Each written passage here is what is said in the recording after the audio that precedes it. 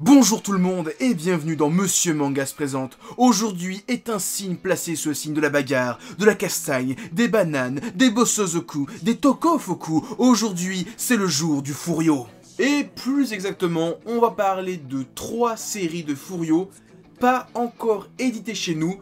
Oui, c'est une première dans l'émission. Et les 3 séries qui vont être présentées sont disponibles sur le site Furio Squad. Le lien est en description. Les séries sont terminées au Japon et ont été traduites intégralement sur le site Furio Squad. Et avant de commencer, Crow et War sont absents, car les séries sont trop imposantes et riches pour être traitées avec d'autres séries. Même si, avec les 3 séries dont je vais parler aujourd'hui, on est quasiment sur un total de 60-70 tomes, ce qui est déjà pas négligeable. J'ai surtout envie de vous faire découvrir 3 séries d'un même genre qui est quasiment inexistant en France. Ainsi, j'espère donner envie à certains de sauter le pas pour qu'un jour on ait, je l'espère, des rayons entiers à la Fnac de manga Furio. Alors, je précise avant de continuer, je suis nullement un pro du genre. Je suis un petit gars qui découvre des choses, qui veut les partager aux gens, donc je risque de dire des conneries. Je suis sûr que je vais en dire des conneries. Donc toi là-bas, là derrière au fond, avec ton tokofoku, ton bâton à la con, tu le lâches, tu te calmes, et maintenant on parle de drop. Hiroshi est un étudiant modèle qui en a plus que marre de sa vie morne et monotone. Il change donc d'école et abandonne son collège privé pour intégrer le collège Komae, une école publique avec une seule idée en tête, devenir un délinquant comme dans les mangas. Il rejoint un groupe de Furio dans le lycée et a pour but de tout casser. Alors c'est marrant de commencer une vidéo sur le Furio avec une série qui est un peu un genre d'introduction au genre. Hiroshi est un gars normal qui veut devenir un Furio du jour au lendemain parce qu'il kiffe les mangas de ce genre. Il va donc découvrir le monde fabuleux des Furio. Donc c'est un peu un personnage qui rentre dans le monde des Furio, comme moi qui ai envie de vous faire rentrer dans le monde des Furio. Et en plus, cette introduction est faite avec une bonne grosse dose d'humour. Cet humour, on l'a souvent lors de passages Slice of Life, où c'est juste Hiroshi et sa bande qui font les cons, qui vivent leur vie d'ado. Ça va du simple, on vient squatter chez toi, à de l'entraide lors d'une baston, en passant par des restos ou des soirées. Le tout avec toujours une bonne grosse dose de rigolade. Par contre, on est dans un Furio, donc ne croyez pas qu'on va rigoler H24. Il y a de l'humour, certes, mais il y a aussi de la violence. Déjà avec El Clasico baptême du courage à coup d'écrasage de cigarettes. Le retour à la réalité avec les conséquences d'une vie violente, à savoir la case prison.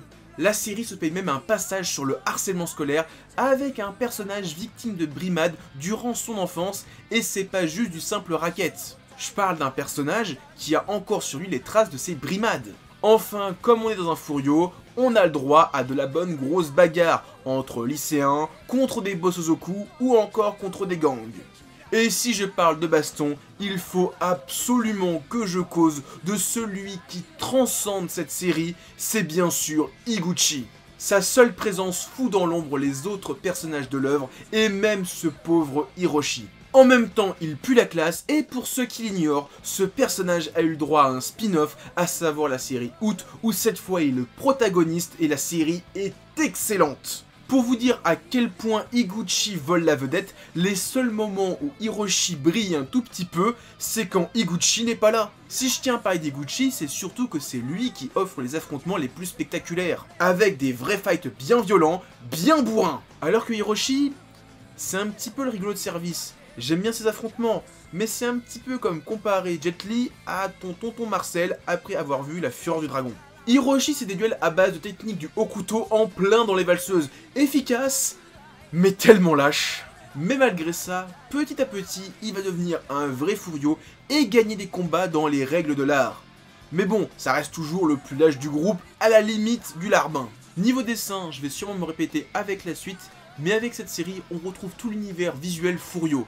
On a des personnages qui tirent la gueule H24, des tenues vestimentaires au code bien connu, de la simple banane aux pantalons descendus jusqu'aux genoux, des vestes trop courtes, parfois posées sur les épaules, ainsi que cette mythique pose. Après, pour le style en lui-même, il est très simple, mais l'auteur s'améliore de tome en tome, et ça se remarque avec les combats d'abord très grossiers, ils deviennent de plus en plus spectaculaires. Avant de passer au prochain manga, il faut savoir une chose sur Drop, ce n'est pas qu'un simple manga. Il n'y a pas de véritable conclusion à la fin de Drop, car il y a une seconde saison intitulée Drop OG qui lui fait directement suite. En quelques mots pour vous le vendre, c'est comme Drop, mais en plus violent et en plus borderline. Si vous trouviez les bastons de Drop cool et impressionnantes, vous changerez d'avis après avoir vu Drop OG. Et lisez aussi les deux autres spin-offs, à savoir Chicken qui raconte la vie passée de Higuchi et Hood qui raconte la vie future de Higuchi. Vous le voyez ce moulin à vent? C'est le signe qu'en parlait de Sugarless. Shibagaku est en seconde dans un des lycées les plus violents et dangereux de Tokyo. Son rêve est de voir son nom flotter sur le drapeau du lycée qui se trouve tout en haut du plus grand bâtiment et qui indique à tous les élèves qui est le plus fort lorsqu'ils regardent vers le ciel. Le problème, c'est qu'il n'y a qu'une seule place au paradis et qu'une seule personne ne peut avoir son nom sur le drapeau.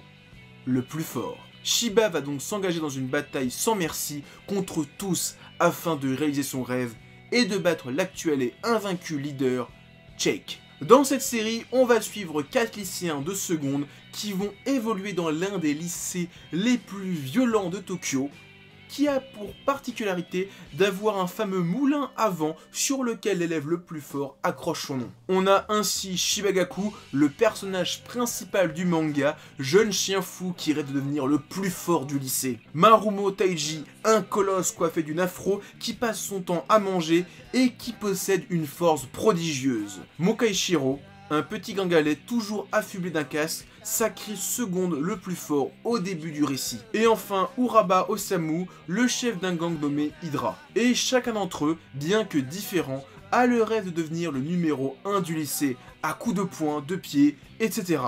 Mais pour ça, il faut vaincre le number 1, Cheik, alias le gars qui est devenu boss du lycée en seconde, alias le gars qui passe sa vie sur la terrasse, à fumer, et à zioter la populace se taper dessus.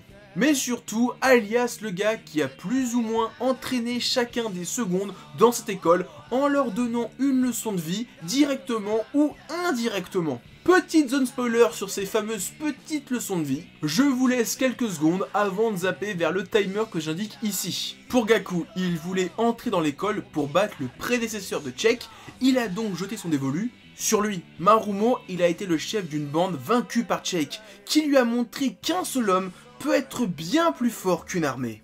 Shiro, lui, était le souffre-douleur de sa classe, et Cheik lui a prouvé qu'avec de l'entraînement, il pouvait passer du côté des forts.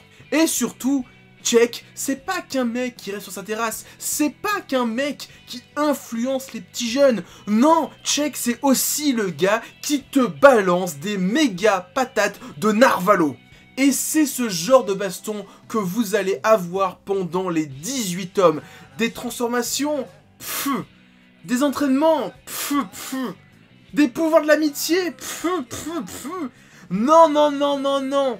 Ici, on a de la bonne grosse patate de forain. Oui, dans Sugarless, c'est juste des jeunes avec un trop-plein de testostérone qui s'amusent gaiement à gros coups de poing en pleine tronche. Et ça va du je te tape, tu me tapes, à des méga patates qui t'envoient valser 10 mètres plus loin. C'est des coups de poing qui défilent aussi vite que les arcs. Je les ai pas comptés, mais de tête, je dirais qu'un arc, c'est environ 2 tomes. Ce qui fait qu'on avale les tomes à une vitesse phénoménale. On a même un classique du shonen, à savoir un arc tournoi. Enfin, niveau dessin, vous le voyez, la différence entre Sugarless et Drop, c'est le jour et la nuit. Le style de cet auteur est plus aiguisé, plus fin, plus récent, c'est plus percutant. Le seul défaut qu'on pourrait y trouver, c'est que son style a pas énormément évolué en 18 tomes. Mais en ce qui concerne la baston, on sent une réelle montée en puissance et ça se ressent dans les coups. Tout le long du manga, tu sens que ça fait de plus en plus mal et que ça devient de plus en plus ouf. Bon, maintenant il est temps de quitter les bancs de l'école pour entrer dans un monde plus urbain avec Holy Land. Kamishiro Yu a l'apparence d'un lycéen tout à fait ordinaire, pour ne pas dire effacé ou timide. Sous cette apparence se cache un terrible combattant appelé le Gang Hunter. Sa présence dans les rues à partir de la tombée de la nuit est maintenant très surveillée et le jeune lycéen se pose des questions. Au fil du temps et au fil des combats et grâce à des rencontres, Yu va progresser de plus en plus et finalement essayer d'atteindre son but. Avoir sa place dans un endroit, avoir des amis. Ce manga raconte la vie de Yu, un jeune lycéen qui a été dans le passé victime de brimade et a même tenté de mettre fin à ses jours. N'y arrivant pas, il va passer plusieurs temps chez lui et va tuer le temps en s'entraînant à faire de la boxe. Jusqu'au jour où, arrivé au lycée, il sort de chez lui pour devenir le Night Hunter, un jeune qui tabasse des racailles la nuit. Il va petit à petit prendre goût au combat de rue et devenir l'une des légendes nocturnes de sa ville. On va ainsi le voir tout doucement plonger dans un monde de violence. Un monde dans lequel il va petit à petit prendre plaisir à y affronter des gens tout aussi forts et dangereux les uns que les autres. Mais malgré que ce monde semble dangereux aux premiers abords, il va aussi se rendre compte qu'il est peuplé de gens très gentils prêts à l'aider. Durant toute la série, Yu va affronter différents adversaires, maîtrisant différents arts martiaux et il va apprendre à chaque fois de l'un d'eux. Alors qu'au départ il s'agissait d'adversaires, avec le temps ils deviennent des bons camarades. Il n'y a pas vraiment de relation haineuse après les affrontements, ce sont juste des jeunes qui veulent prouver qu'ils sont les plus forts. Le tout en mettant en avant leur discipline. Et en parlant de ces disciplines, une chose qui est percutante avec Holy Land, c'est tout naturellement les combats qui sont sacrément réalistes. L'auteur a introduit plusieurs arts martiaux tout au long des 18 volumes du manga. Il prend à chaque fois le temps d'expliquer les points forts et points faibles de chaque art martial, ainsi que chacune des techniques mises en avant dans les affrontements. Il veut ainsi expliquer comment va réagir le corps en fonction des blessures, en fonction des techniques. Au premier abord, ça peut paraître indigeste d'avoir autant d'informations d'un seul coup pour un seul et malheureux combat.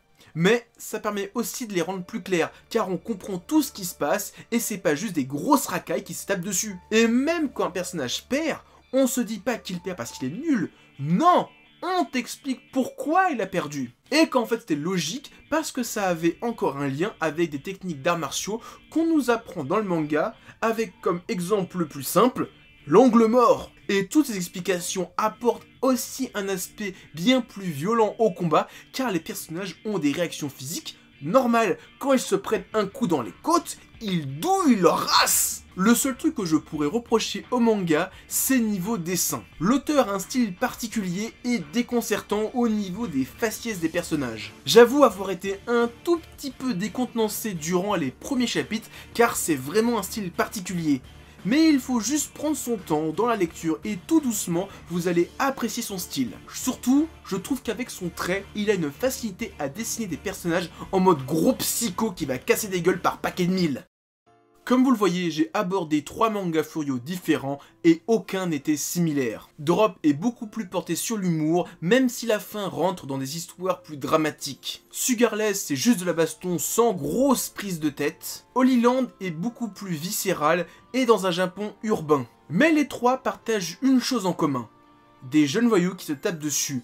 Et c'est quelque chose qui, en grandissant, m'attire beaucoup plus. Pas les lycéens, mais la baston. J'adore Dragon Ball, j'adore One Piece et tous ces gros shonen. Mais il est vrai que plus je vieillis, plus j'ai du mal avec les mangas à base de super pouvoirs, de magie, etc. etc.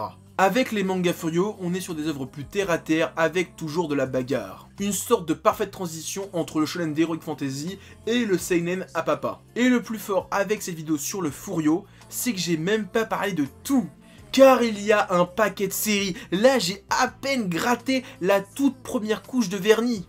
Si vous allez sur le site Furio Squad, vous allez voir la diversité des œuvres Furio. Namba MJ5, la vie d'un jeune garçon vivant dans une famille de Furio qui veut vivre une vie normale. Ganking, où on suit un jeune voyou tatoué qui veut partir aux USA pour devenir tatoueur. Out, qui est juste une dinguerie monumentale. Bakuen Reto, ça parle de Bosozoku, et c'est pas sur Furio Squad, c'est édité chez Kana. Je ne vais pas vous faire toute la liste, mais allez jeter un œil sur le site. Et si vous êtes curieux, ils font aussi dans le genre Yakuza et Underground. Vous pouvez aussi jeter un œil sur ce qu'il y avait chez nous. À une époque, on avait des Furio, avec Rakai Blues et Rookie de Morita Masanori. On a encore quelques mangas Furio avec Young GTO et ses suites ou spin-off. Même l'auteur Tsutomu Takahashi a été édité avec son Bakuen Reto. Aujourd'hui, c'est un genre plus que minoritaire. À part un Sunken Rock et un Prisonnier Riku qui ont cet esprit Furio, on a quoi? Shonen 7, le spin-off de GTO qui a été pendant quelques temps le seul vrai Furio, était chez nous jusqu'à l'arrivée de Tokyo Revenger le mois dernier. Voilà, c'est ça le constat, on n'a presque rien. Et tout ça m'amène à parler du projet Furio de Dominique Verret. Il s'agit du fondateur du groupe Tonkam Akata, qui a quitté le groupe Akata l'année dernière, si je dis pas de conneries. Lors d'un interview avec Manga Mag, il avait dévoilé un projet d'une collection de manga Furio issu du catalogue de Akita Shoten. À l'heure où je tourne cette vidéo, j'ai pas plus d'informations, et j'ai pas l'impression qu'un éditeur soit intéressé par cette collection de manga Furio. Mais je salue l'idée, et si avec cette vidéo, je peux motiver quelques personnes à entrer dans l'univers du Furio et à s'y intéresser, eh bien je me dirais que cette vidéo n'aura pas servi à rien. Et bon, rêvons, peut-être qu'un jour on l'aura cette fameuse collection de Furio. Donc voilà, c'est tout ce que j'avais à dire. Avant de vous quitter, pensez à mettre plein de pouces bleus, partagez la vidéo, et laissez des commentaires. Et surtout, en description de cette vidéo, vous trouverez des liens pour aller sur mon Facebook, mon Twitter et mon Discord. Allez, à plus tout le monde et continuez à lire des mangas.